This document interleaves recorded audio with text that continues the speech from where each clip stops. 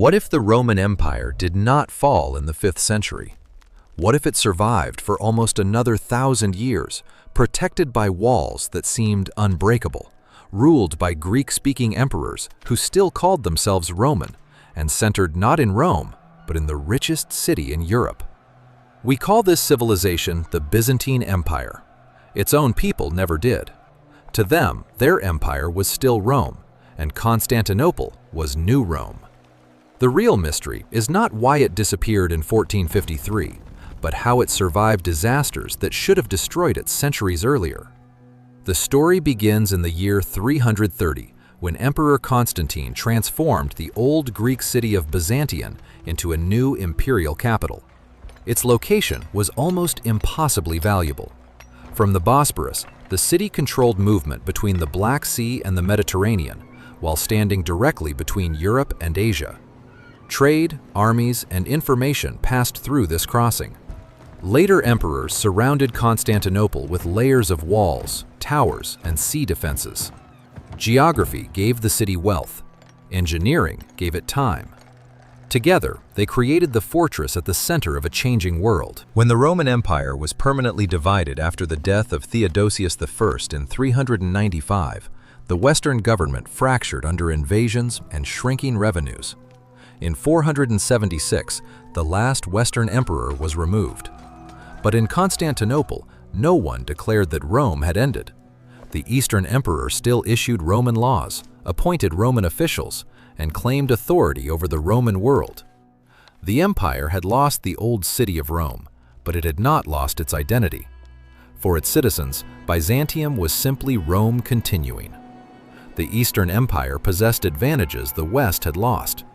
It controlled wealthy cities and major trade routes. It inherited an educated bureaucracy capable of collecting taxes and moving resources across enormous distances. Christianity became central to imperial authority, but the population remained remarkably diverse. People spoke Greek, Latin, Coptic, Syriac, Armenian, and other languages. The emperor stood at the center of politics and religion, yet his position was never secure. A ruler could appear chosen by God in the morning and face rebellion before nightfall. The most ambitious attempt to restore the old Roman world came under Justinian I, who became emperor in 527. Justinian had not been born into the highest aristocracy, and neither had his formidable wife Theodora. Their greatest crisis came in 532, when rival chariot racing factions united during the Nika revolt. Large parts of Constantinople burned. Justinian considered escape, but the regime remained in the capital, crushed the uprising, and rebuilt the city on a scale designed to erase weakness. From the ruins rose Hagia Sophia, completed in only 5 years. Its vast dome seemed to float above marble and light, turning architecture into imperial power. Justinian also ordered the compilation of centuries of Roman law into the great legal collection later known as the Corpus Juris Civilis. Its influence would reach far beyond Byzantium and help shape later European legal traditions. Generals such as Belisarius and Narses recovered North Africa, Italy, and part of southern Spain. For a brief moment, the Mediterranean again seemed close to becoming a Roman lake. But Justinian's triumph concealed a dangerous equation. Every recovered province required soldiers, taxes, and administrators. The long war in Italy damaged the very lands the empire hoped to restore, while conflict with Sasanian Persia continued in the east. Then, in the 540s, plague spread through the Mediterranean world, reducing population, revenue, and military power. Justinian had expanded the map, but he had also stretched the state toward its limits. His reign became a warning repeated throughout Byzantine history. A spectacular victory could quietly create the next crisis. After Justinian, pressure mounted on almost every frontier. Lombards seized much of Italy, while Avars and Slavic groups moved into the Balkans. War with Persia returned. Emperor Maurice restored part of the eastern balance, but his exhausted soldiers rebelled in 602 after being ordered to remain on campaign through winter. Maurice was overthrown, and the new emperor, Phocas, faced growing internal conflict. Persia seized the opportunity. Sasanian armies soon occupied Syria, Palestine, and Egypt, then pushed deep into Asia Minor. What followed was one of the most astonishing reversals in imperial history. Emperor Heraclius reorganized what remained, launched a desperate counteroffensive, and carried the war into Persian territory. In 626, while Constantinople resisted a siege, Heraclius continued his campaign. By 628, Persia had agreed to return the conquered provinces. The recovery appeared miraculous, but both superpowers were financially exhausted, their armies depleted, and their frontiers weakened. A new force was rising from Arabia, and it attacked before either empire could recover. Within a generation, Byzantine rule disappeared from Syria, Palestine, and Egypt. These were rich provinces filled with cities, grain, trade routes, and ancient Christian communities. The Sasanian Empire vanished completely, while Byzantium survived by becoming smaller, more defensive, and more adaptable.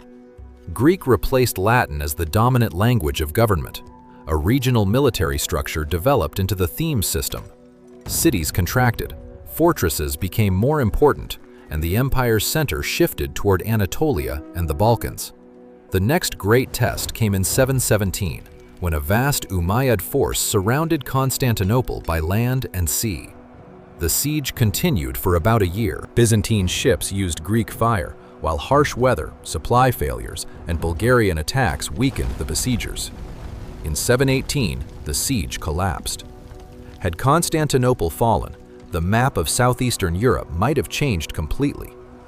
Byzantium survived because its enemies could reach the city's walls, but could not easily maintain the enormous system required to remain there. Survival, however, did not bring unity. During the 8th and 9th centuries, the empire was divided by iconoclasm, a fierce struggle over the use of sacred images. Some leaders argued that icons encouraged improper worship. Their opponents believed sacred images were essential to Christian faith. The conflict was theological, but also political and regional. Images were removed, monasteries lost influence, and imperial authority entered deeply into religious life. The controversy ended in 843 with the restoration of icons, but it revealed a recurring danger. When external pressure became overwhelming, Byzantium often turned its fear inward. The argument over Roman identity also spread beyond the empire. In the year 800, the Pope crowned Charlemagne emperor in the West. Constantinople already had a Roman ruler, the Empress Irene. To the Byzantines, the coronation created a rival claim to a title that belonged to them alone. Europe now contained competing versions of Rome, one centered in Constantinople and another revived in the Latin West. The dispute shaped diplomacy, church relations, and suspicion between Eastern and Western Christians. Yet Byzantium soon entered another age of expansion. From the 9th to the early 11th century, military reforms, stronger finances, and capable rulers produced what historians often call the Macedonian Revival. Byzantine armies advanced eastward, influence returned to the Balkans, and Constantinople became a center of scholarship, commerce, and diplomacy. Missionaries connected to Byzantium helped spread Christianity and literary culture among Slavic peoples. Classical Greek works were copied as useful texts inside a living Roman Christian state. The high point came under Basil II, who ruled from 976 to 1025. After surviving rebellions by powerful generals, he strengthened central authority and spent decades defeating the First Bulgarian Empire. By the end of his reign, Byzantine power stretched from southern Italy, across the Balkans, and deep into the eastern frontier. The treasury was strong, and the empire appeared secure. But Basil left no direct heir and no durable political system capable of replacing his personal control. One emperor's achievements had hidden the weakness of the succession. After Basil, court factions, military aristocrats, and civilian officials competed for influence. The government neglected parts of the military system while relying more on alliances and hired soldiers.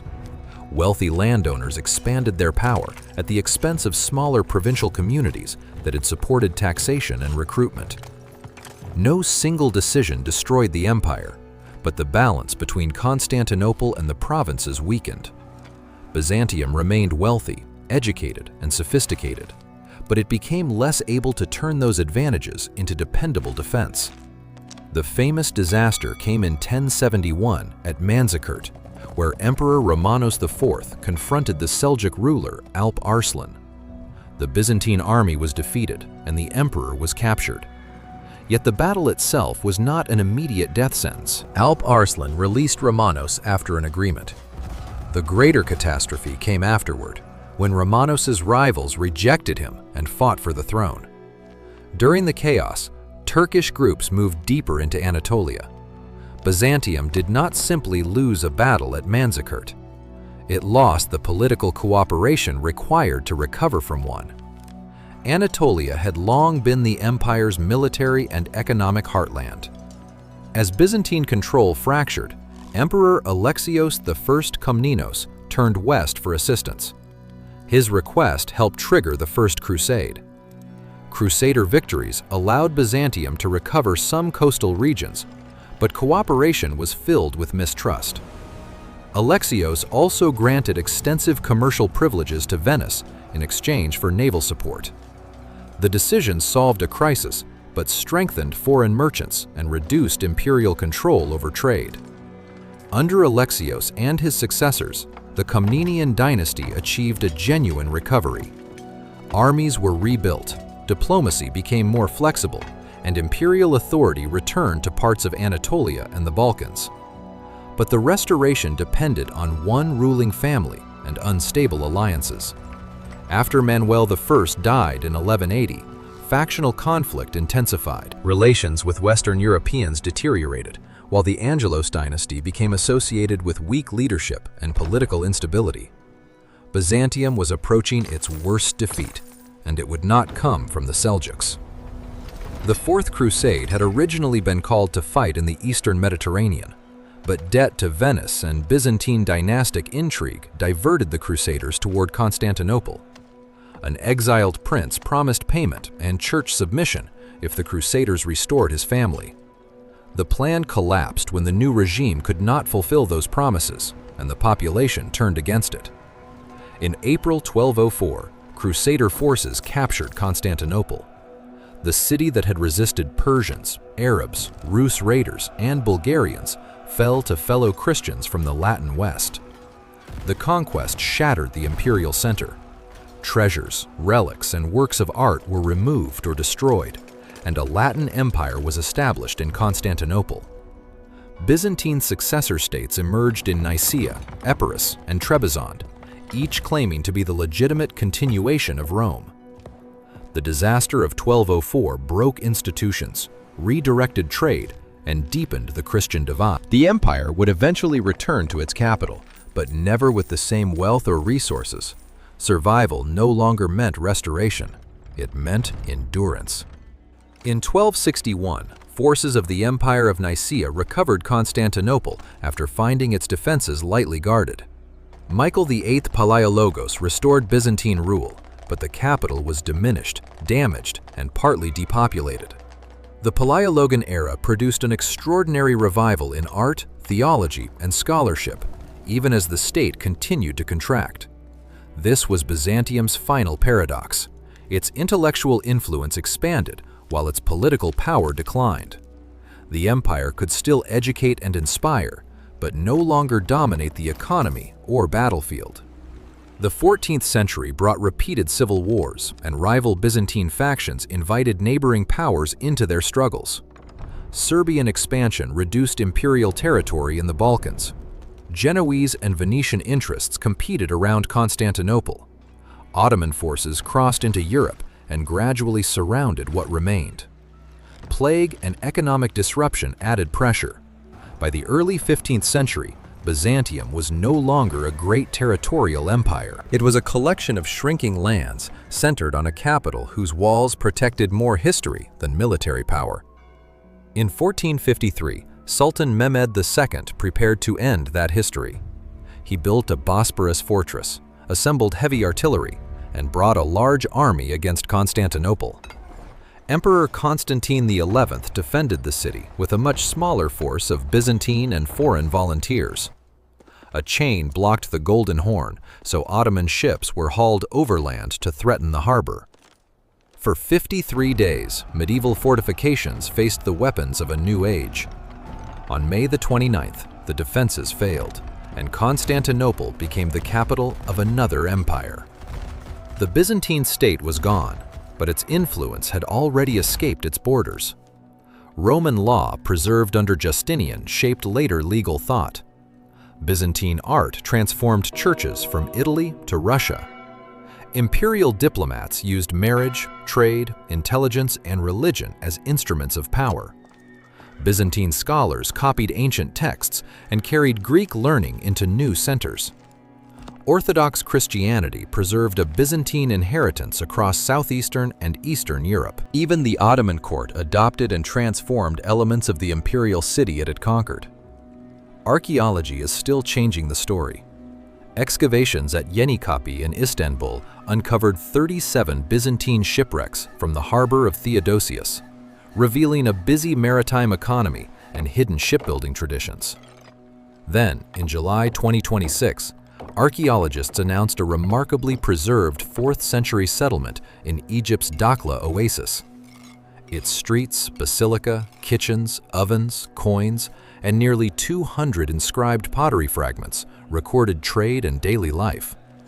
Discoveries like these pull Byzantium away from emperors and palace intrigue and return workers, merchants, clergy, and families to the center of the story. And that may be the final secret of Byzantium. It did not survive for more than 1,000 years because its emperors were always wise, its armies always victorious, or its walls invincible. It survived because it repeatedly changed its language, institutions, borders, and strategies without surrendering its claim to be Rome. Every recovery carried the seeds of another crisis, and every collapse produced a new form of survival. Constantinople fell, but the civilization did not vanish. Beneath modern streets, inside legal systems, churches, manuscripts, and traditions, the Roman Empire may still be continuing in ways we have only begun to uncover.